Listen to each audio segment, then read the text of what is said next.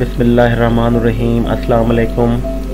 Today our topic is phylum Deuteromycota. Deuteromycetes are also called imperfect fungi. Imperfect fungi are those that do not display a sexual phase. Imperfect fungi वो होते हैं जिनमें sexual phase display नहीं होता।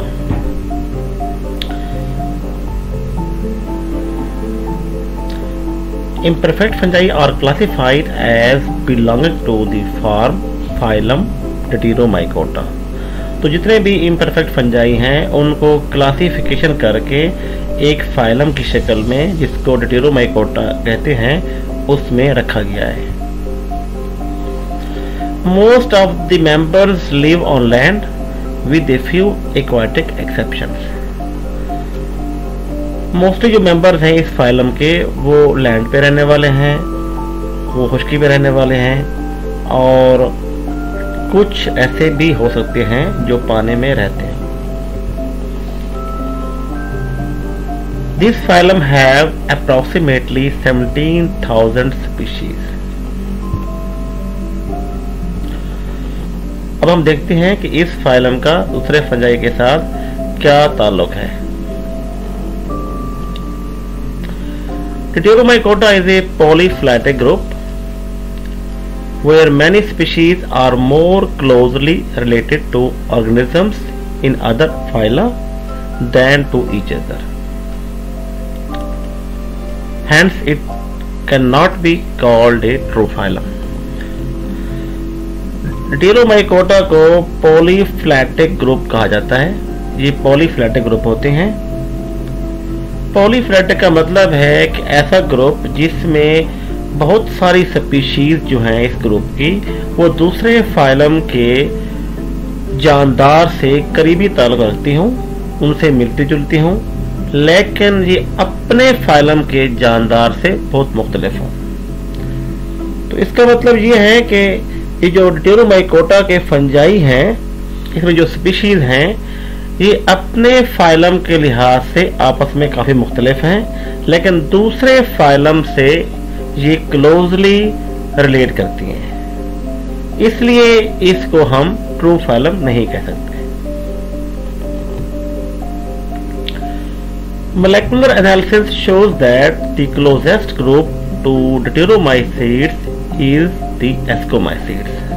Molecular analysis से ये साबित हुआ है कि Deuteromycetes का जो करीब तरीन ग्रुप है वो Ascomycetes है, क्योंकि some species such as Aspergillus which were once classified as imperfect fungi are now classified as Ascomycetes।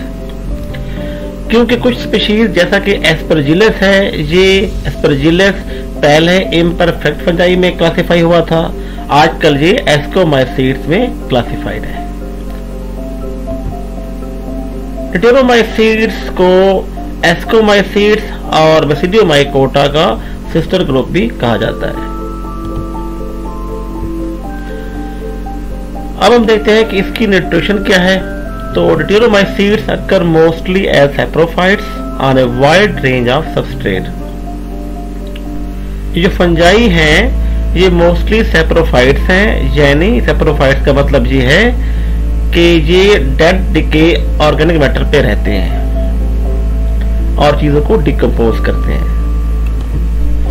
लेकिन बहुत सारे ऐसे भी हैं जो कि प्लांट्स और एनिमल्स इंक्लूडिंग ह्यूमंस पे पैरासाइट्स हैं और ये काफी सारी डिजीजेस काज करते हैं। तो अगर डिजीज की बात की जाए तो प्लांट्स में जो इंपॉर्टेंट डिजीजेस हैं उनमें leaf spots, blights, blotch, wilts, rots, anthracnose वगैरह सब इसी फाइलम के फंजाई पैदा करते हैं।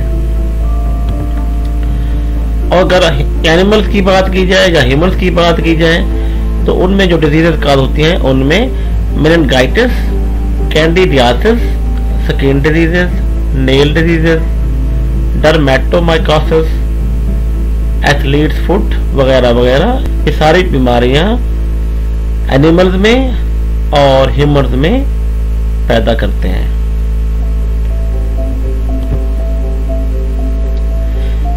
अगर हम इसका स्ट्रक्चर देखें तो they form visible mycelia with a fuzzy appearance and are commonly known as mould. तो ये एक विजिबल माइसीलिया बनाते हैं जिसकी फजी अपीयरेंस होती है और कॉमनली इनको मोल्ड कहा जाता है। The mycelium is made up of well developed profusely branched and septate hypha. जो माइसीलियम है वो वेल डेवलप्ड होता है, प्रोफ्यूजली ब्रांच्ड होता है और उसके अंदर सेप्टा मौजूद होते हैं। Hypha possesses multinucleate cells and simple pore septa. जो हाइफा है इसके अंदर मल्टीन्यूक्लिएट सेल्स होते हैं और उसमें जो सेप्टा है उसमें सिंपल सा पोर भी होता है। Their cell wall chiefly contains chitin glucan. और उनकी जो सेल वॉल है वो मेनली काइटिन ग्लूकन से बनी होती है। अगर हम इसकी रिप्रोडक्शन की बात करें तो जैसा कि आप जानते हैं कि इसमें सेक्सुअल रिप्रोडक्शन नहीं होती। तो reproduction of Deuteromycota is strictly asexual, occurring mainly by production of asexual conidiospores। तो इसमें सिर्फ एसेक्सुअल रिप्रोडक्शन ही होती है और उसमें ये एसेक्सुअल स्पोर्स पैदा होते हैं जिनको कोनिडियोस्पोर्स कहते हैं। Some hyphae may recombine and form heterokaryotic hyphae. तो कुछ हाइफी आपस में रिकम्बाइन होते हैं और वो हेटेरोकैरियोटिक हाइफी बनाते हैं। Genetic recombination is known to take place between the different nuclei। तो different nuclei के दरमियान जेनेटिक रिकम्बिनेशन भी पाई जाती है। अगर इसकी सिग्निफिकेंस को देखें तो deuteromycetes play a vital role in decomposition of organic matter and recycling of nutrients in nature. ये फंजाई नमियाती मादे की डिकम्पोजिशन में काफी अहम रोल अदा करते हैं और नेचर में न्यूट्रिएंट्स को रिसाइकल करते हैं। Some deuteromycetes are medicinally very important. तो हेल्थ के लिहाज से कुछ डिटेरोमाइसीट्स बहुत अहम है, जैसा कि पेनिसिलिन ड्रग। जो पेनिसिलिन ड्रग है ये कमर्शियली पेनिसिलियम क्राइसोजीनम से पैदा होती है और पेनिसिलियम क्राइसोजीनम डिटेरोमाइकोटा का फंजाई है। इसी तरह पेनिसिलियम ग्राइसोफल्मम वो फंजाई है, वो डिटेरोमाइसीट्स है जो कि एंटीबायोटिक प्रोड्यूस करता है। The use of Diatomycetes fungi in fermentation is very important। तो डिटेरोमाइसीट्स फंजाई का फर्मेंटेशन में काफी अहम रोल है। Deuteromycetes are utilized for synthesis of steroids which are of great significance in pharmaceutical. Diatomycetes are utilized for synthesis of steroids which are of great significance in pharmaceuticals। Steroids की तैयारी में ये fungi इस्तेमाल होते हैं और steroids जो हैं फार्मास्यूटिकल इंडस्ट्री में काफी अहमियत रखते हैं। दो मशहूर चीज रोकोफोर्ट चीज और कैमेम्बर्ट चीज, ये दोनों डिटेरोमाइसीट्स की वजह से बनती हैं। अगर हम इसका नेगेटिव रोल देखें तो many fungi of this phylum biodeteriorate our materials. इस फाइलम के काफी फंजाई ऐसे हैं जो हमारे चीजों को खराब करते हैं। Many more produce variety of toxins in foods, feeds and grains in storage. तो बहुत सारे ऐसे फंजाई भी हैं जो कि हमारी गंदम में, हमारे ग्रेन्स में, हमारी खुराक में, हमारे फीड में जो स्टोर होती है उनमें जहरीले मादे पैदा करते हैं। Some of these toxins have been found to be carcinogenic to humans and animals। तो इसमें से कुछ जहरें ऐसी भी होती हैं जो कि कार्सिनोजेनिक हैं और वो एनिमल्स में और ह्यूमंस में कैंसर काज कर सकती हैं। Many of these are serious plant pathogens and are responsible for causing variety of plant diseases resulting in great economic loss। बहुत सारे डिटेरोमाइसीट्स ऐसे हैं जो कि प्लांट पैथोजन हैं और वो प्लांट डिजीज काज करने में रिस्पॉन्सिबल है, जिसकी वजह से हमें काफी इकोनॉमिक लॉस होता है। Many deuteromycetes also cause diseases like mycosis and ringworm in humans। तो इंसानों में जो बीमारियां हैं जैसे माइकोसिस है, रिंगवर्म है, इस तरह के डिजीजेस भी यही फंजाई पैदा करते हैं। We discuss its classification।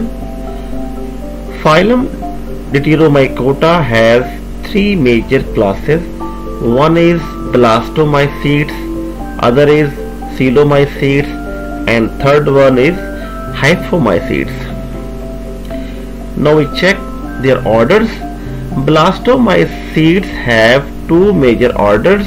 One is Sporobolomycetes and other is Cryptococcales। Coelomycetes class has two major orders. One is Melanchoniales and other is Sphaeropsidales। And class Hyphomycetes have two major orders, Moniliales and Agonomycetales। Now we see their famous genus। Order Sporobolomycetales has one famous genus, Sporobolomyces, and order Cryptococcales has two major genus, Rhodotrola and Candida। Order Melanchoniales has two famous genus, Colatotrichum and Pestalozzium। Sphaeropsidales has three famous genus, Septoria, Phoma and Ascochyta। Order Moniliales has six famous genus, Trichoderma, Geotrichum, Carvularia, Alternaria, Fusarium and Dendrostibella। And order Agonomycetales has two famous genus, Rhizoctina and Sclerotia। हमारा आज का topic and हुआ। अल्लाह हाफिज, take care.